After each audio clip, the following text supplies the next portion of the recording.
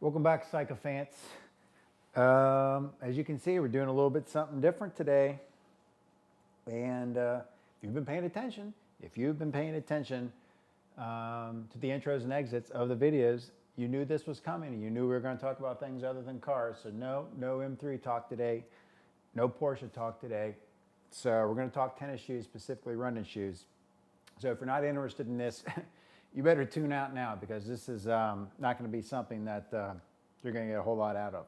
So what I'm going to do today is talk about running shoes, specifically Hoka running shoes, and the Hoka line of shoes in particular that I want to talk about are the Bondi 4s, Clifton 2s, Mafate 4s. These are the three pairs of Hokas that I've run in, so I just thought I'd give you my thoughts and impressions on them after putting a bunch of miles on them.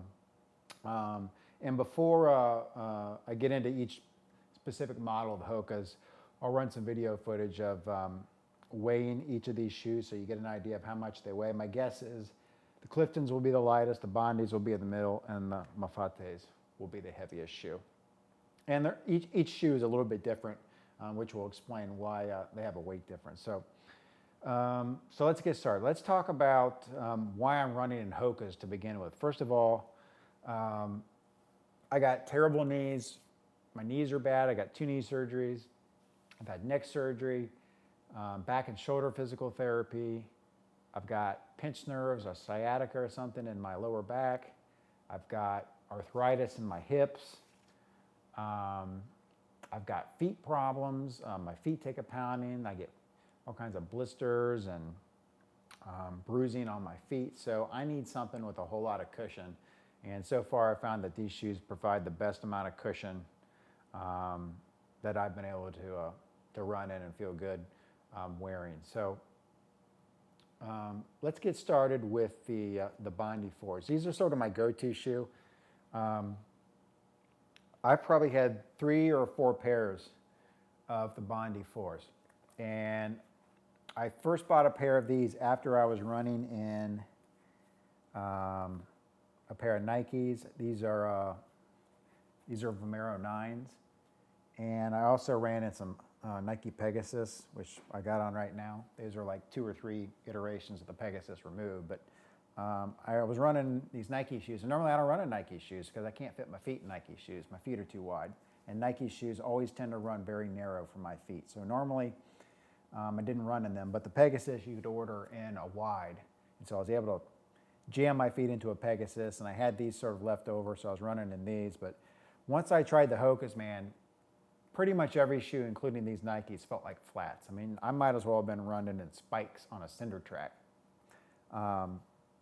Once I went back to these in terms of how they felt on my feet. So I'm pretty much a Hoka convert at this point. I'm probably not going to go anywhere else unless somebody makes a better shoe, which could always happen.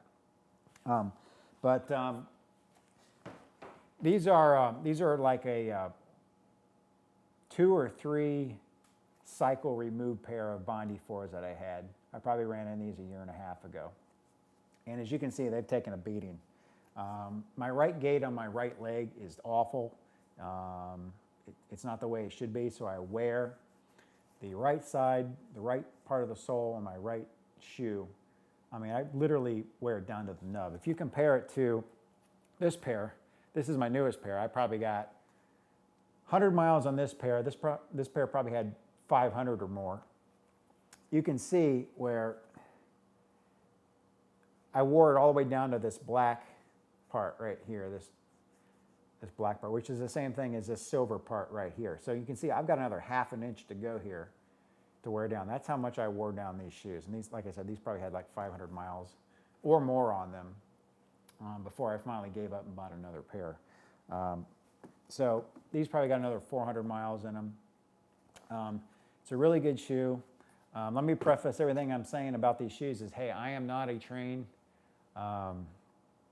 runner. I am not a professional athlete. I'm not any of those things. Take my advice with a grain of salt here. I just wear what feels good on my feet. If it feels good and it's giving me the kind of performance that I want, the kind of cushion that I want, that's what I run in. From a technical standpoint, from a scientific standpoint, if a guy who is into orthotics and feet and stuff looked at my feet and said these are the absolute wrong shoes you should be running in, I don't know. I'm just telling you, I go by the seat of my pants and what feels good. So I don't try to make it any more complicated than it needs to be. And if you're like me, you're not a professional athlete or anything like that, you're just running to stay in shape, then that's probably the metric I would use as well. So the Bondi 4s, these are a good shoe. They've got kind of a, you can see they got kind of a rock to them. So they have a good balance to them when you're running in them. I find that I'm not stumbling too much in them.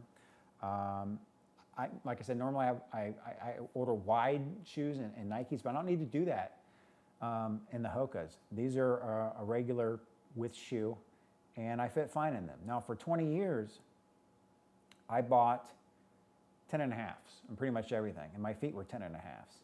And then probably over the last 5 years, I've started wearing 11s. So I think my feet are still 10.5s. I've kind of, gotten smarter about it in order to half size up, in order to give me some more room up in the toe box. And so I would suggest, if you order a pair of Hokas, order a half size up than what you normally wear, or at least what your feet measure at.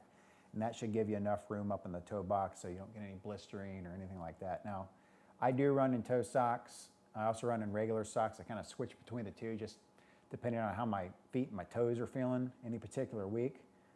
Last 2 weeks I was running in toe socks. This week I'm not. My feet tend to like regular socks this week, so your mileage may vary in that regard. But as you can see here in the Bondi 4s, pretty much an asphalt type running shoe for concrete. This is not a trail shoe. It's a really nice balance between comfort, performance, and weight.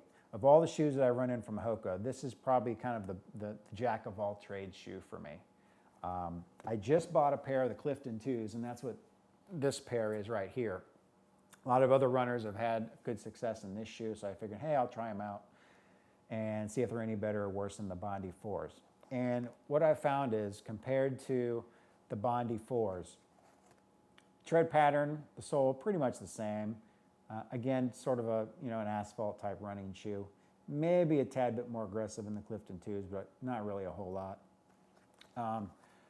But if you look at the shoes next to one another, you can see that this is a bit of a narrower shoe, or at least maybe a little bit more performance oriented, but this is sort of like a more clog type shoe. So this shoe, and we'll find out when we weigh the shoes, but my guess is it's a little bit lighter than this shoe. And I find that when I'm feeling really good and I'm going on a shorter run, I'll tend to wear this shoe. And for me, a shorter run is like 5K. A longer run would be 10K.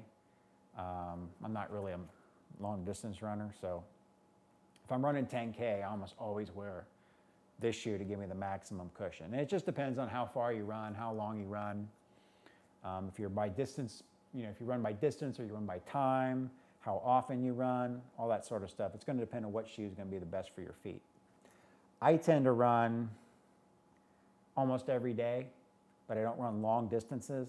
So between 5 and 10K, I'm running 5-6 days a week. So I probably do 100 miles a month or so. Sometimes more, sometimes less, just depending on how my feet are feeling.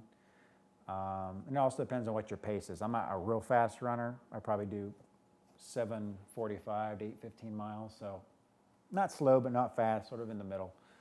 So it just depends on kind of what your fitness level is and what kind of training you want to do. So those are the Cliftons, these are the Bondis, and these are the Mafates. I picked these up when I bought the pair of Cliftons, so I figured, hey, when I try the Cliftons, let me try this shoe.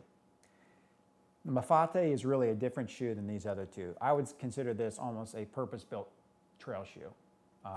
I've run on it, obviously, on asphalt in order to get an idea of what it can do, but it's really too heavy a shoe, at least for me, for asphalt running. The reason I got it was I figured the tread pattern on it is so much thicker and more robust than the Bondi. I figured, well, maybe it's going to wear a little bit better, and I'm not going to get that wear here on the right side of my right sole of the right shoe, and maybe I can get more mileage out of them. But even if I got more mileage out of this shoe, it's just too clunky to run in. It might be a really good trail shoe. If you're running, on cinder track maybe, or trails in the woods, you're climbing boulders and stuff like that, this might be the thing for you. It certainly has the tread pattern in order to accommodate that stuff. But really, if you're just running on pavement, it's clunky and heavy. I mean, as you can see here, the sole is huge, and that's fine, but it's a little bit more of a flatter shoe too. These other, the Bondis, for instance, for me at least, they seem to have a little bit more of a rock to them. So I think they're going to be better for you if you're running on pavement. So I'm probably going to send this shoe back. If you're looking for a walking shoe, it might be good for that. But if you're looking for a walking shoe, I probably, if you're going to spend this much money on a shoe to go walking in, and this is probably $130, $140, you might as well buy a really good just walking shoe. Like, I would probably steer you towards a Merrell shoe if you're just going to do walking and you're not going to do any running. So those are the Mafate 4. So those are going back, and when those go back, I might end up just ordering another set of Bondi 4s or Clifton 2s and sticking them in my closet, so I got them ready to go when these pairs wear out. Here's the old pair of Bondi 4s that I was running in that are completely shot. These are, like I said, 2 or 3 pairs removed, and these will last me another probably 400 miles or so. And so far, it's the best shoe that I found for my feet. Somebody comes out with something better, I'm certainly willing to give it a try. But I got tired of running in, paying $60, $70 for a pair of shoes that were doing nothing for my feet whatsoever. They were just, I was in agony at how much my feet were hurting. And so I figured, well, hell, if I'm going to spend that much money, if I spend 120 bucks and actually get a shoe that's doing something for me and makes me recover better, it makes me go out and run longer runs, or makes me run more often, then it's definitely going to be worth stepping up in price to get a better shoe. And that's what I'm going to tell you. If I don't care how much money you spend, it's going to be worth it if you take the pain off your feet and you feel better after you go running. It's another $40 or $50 really isn't that much of a compromise in order for your feet to feel better. I mean, it was getting so bad in some of those other shoes, those Nikes, that I'd have to take 2 or 3 days off after I ran because my feet were, they felt like they were just bruised down to the bone. And with these, I'm not finding that is the case. Normally when I'm taking days off, it's just because I'm tired, or it's something other than my feet that are tired, my legs are tired, or something of that sort. So there you go. That's the sort of the rundown of the Hoka lineup of shoes that I've been running in. Your mileage may vary. Obviously, there are other models of Hokas that they make as well, and I haven't tried those. So if you're running in those, let me know. But for $120, I can't say enough good things about them so far. And if you're like me, you run because you have to run. I don't like running. I'm not a runner by nature. I don't do it because there's some sort of desire loving me to go running. I'm kind of anti-running, to be quite honest with you. I would much prefer to spend 3 hours on a tennis court or doing something else and getting the same workout, but not actually just running to run. It's not my thing. So I really physically have to build myself up to go running every day. So it's not in my nature to go running, but I do it simply because A, it works, B, the cardio is great, and C, it's so much faster than bicycling. If I go bicycle 40 miles, in order to get anywhere near the same time of workout as if I go running for 5 or 10K probably, I gotta put the bike in the car, I gotta go to the trails. We got great trail systems here where I live, hundreds of miles of former reclaimed railroad tracks that have been repaved into a whole bunch of trails. They're terrific, but I don't like riding on the streets here because you're gonna get hit by a car. So the time you pack all that stuff up and go to the bike trails, you ride around for 40 miles, it's just gonna take, say, 3 hours or something like that. Pack all your shit back up, get back home. It's a whole entire production. It takes half your day in order to do that. I just don't have time to do that. And as much as it's, so much better on your knees, so much better on your joints.